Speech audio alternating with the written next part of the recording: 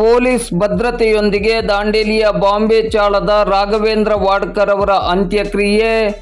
ದಾಂಡೇಲಿ ನಗರದ ಬಾಂಬೆ ಚಾಳದ ಮನೆಯಲ್ಲಿ ನೇಣಿಗೆ ಶರಣಾಗಿದ್ದ ರಾಘವೇಂದ್ರ ವಾಡ್ಕರ್ ಅವರ ಅಂತ್ಯಕ್ರಿಯೆಯು ಇಂದು ಶುಕ್ರವಾರ ಮಧ್ಯಾಹ್ನ 1:30 ಗಂಟೆ ಸುಮಾರಿಗೆ ದಾಂಡೇಲಿಯ ಪಟೇಲ್ ನಗರದ ರುದ್ರಭೂಮಿಯಲ್ಲಿ ಜರುಗಿತು.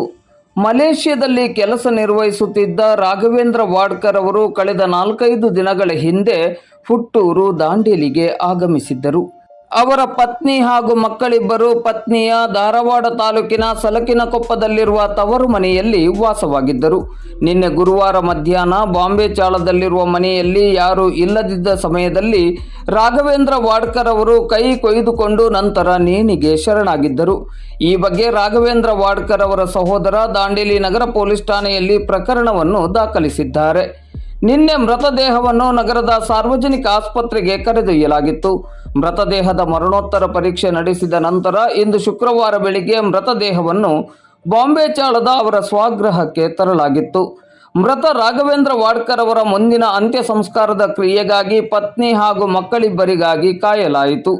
ಇಂದು ಶುಕ್ರವಾರ ಮಧ್ಯಾಹ್ನ 12 ಗಂಟೆ ಸುಮಾರಿಗೆ ರಾಘವೇಂದ್ರ ವಾಡ್ಕರ್ ಅವರ ಪತ್ನಿ, ಇಬ್ಬರು ಮಕ್ಕಳು ಹಾಗೂ ಅವರ ಕುಟುಂಬಸ್ಥರು ರಾಘವೇಂದ್ರ ವಾಡ್ಕರ್ ಅವರ ಮನೆಗೆ ಬಂದು ಅಂತಿಮ ಸಂಸ್ಕಾರದಲ್ಲಿ ಭಾಗವಹಿಸಿದ್ದರು. ಈ ಸಂದರ್ಭದಲ್ಲಿ ಯಾವುದೇ ರೀತಿಯ ಅಹಿತಕರ ಘಟನೆ ನಡೆಯದಂತೆ ಪೊಲೀಸ್ ಭದ್ರತೆಯನ್ನು ಒದಗಿಸಲಾಗಿತ್ತು. ಸಿಪಿಐ ಶಿವಾನಂದ್ ಅಂಬಿಗೇರ್, ಪಿಎಸ್ಐಗಳಾದ ಜಗದೀಶ್ ನಾಯ್ಕ್, ಅಮೀನ್ ಅತ್ತಾರ್ ಮತ್ತು ಶಿವಾನಂದ್ ನಾವದಗಿ ಹಾಗೂ ಪೊಲೀಸ್ ಅಧಿಕಾರಿಗಳು ಮತ್ತು ಸಿಬ್ಬಂದಿಗಳು ಸ್ಥಳದಲ್ಲಿ ಉಪಸ್ಥಿತರಿದ್ದರು. ರಾಘವೇಂದ್ರ ವಾಡ್ಕರ್ ಅವರ ಅಂತ್ಯಕ್ರಿಯೆಯ ಸಂದರ್ಭದಲ್ಲಿ ಅವರ ಬಂಧು ಮಿತ್ರರು, ಸಮಾಜ ಬಾಂಧವರು ಹಾಗೂ ಹೆಚ್ಚಿನ ಸಂಖ್ಯೆಯಲ್ಲಿ ಸಾರ್ವಜನಿಕರು ಉಪಸ್ಥಿತರಿದ್ದರು.